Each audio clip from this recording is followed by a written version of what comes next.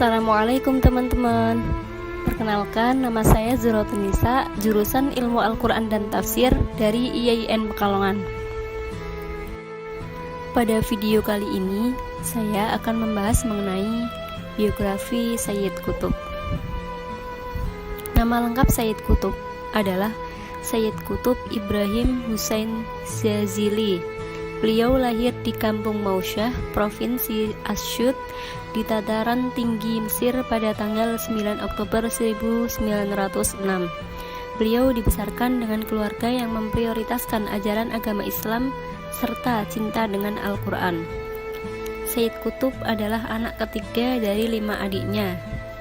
Seluruh saudara kandungnya ada 7 orang, tetapi 2 saudaranya sudah meninggal terlebih dahulu. Ayah Sayyid Qutb bernama Al-Hajj Qutb bin Ibrahim. Beliau merupakan orang yang berpegang teguh pada agama serta terkenal dengan orang yang murah hati, sering meringankan beban orang-orang miskin di kampungnya. Beliau juga terkenal sebagai orang yang aktif dalam Partai Nasional atau Al-Hizb Al-Watani. Ibunya bernama Sayyidah Nafas Qutb yang memiliki hobi membaca Al-Quran dan mendengarkan bacaan-bacaan Al-Quran. Saat itu juga Sayyid Qutb selalu dituntun dalam membaca serta menghafal Al-Quran oleh ibunya.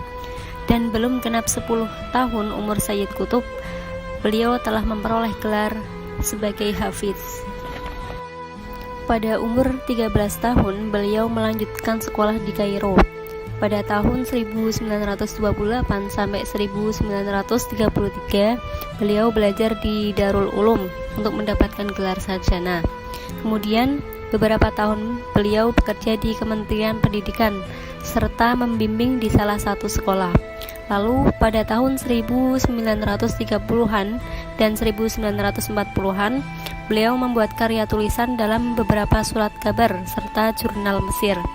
Beliau juga menulis autobiografi dengan judul Tifl Al-Qaryah atau Anak Desa. Beliau meniru gaya tulisan Toha Hussein dalam bukunya Al-Ayyam. Ayah beliau meninggal saat Sayyid Qutb masih kuliah.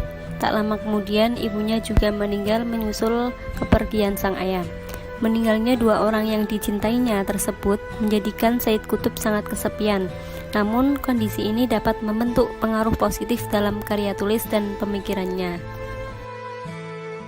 Buku pertama Sayyid Qutb yang sudah jelas berlandaskan Islam yaitu Ad-Dalalah Al-Ijtimaiyah fil Islam, Keadilan Sosial dalam Islam, terbit pada tahun 1949.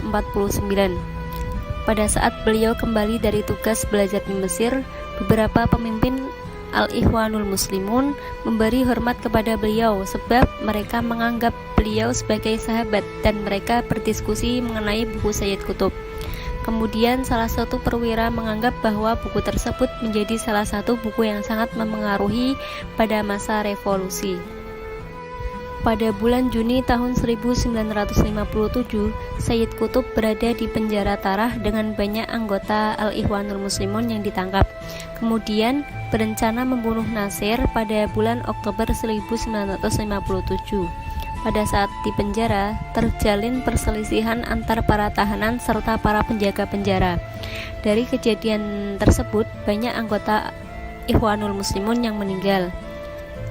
Semasa di penjara, beliau memperbaiki 13 juz tafsir fidhil Quran serta menulis beberapa buku, antara lain Hazad Din atau Inilah Islam serta Al-Mustaqbal Hazad Din atau Masa Depan di Tangan Islam. Selepas 10 tahun menyelesaikan hukuman, beliau dibebaskan dari penjara oleh Nasir dengan campur tangan pribadi Irak, Abdul Salam Arif. Siksaan fisik serta psikologis pada anggota Ikhwan menyisakan bekas yang serius kepadanya.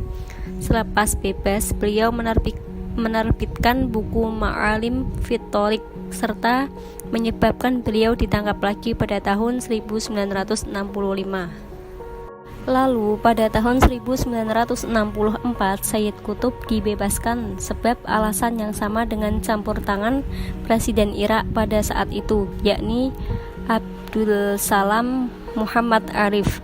Selepas dari penjara, Sayyid Qutb disuruh oleh para petinggi Ikhwanul Muslimun untuk menjadi komando, tetapi beliau menolaknya, walaupun beliau terus bekerja atas nama organisasi itu. Pada akhir tahun 1965, beliau dieksekusi bersama dengan para anggota Ikhwan pada awal tahun 1966. Sekian video dari saya.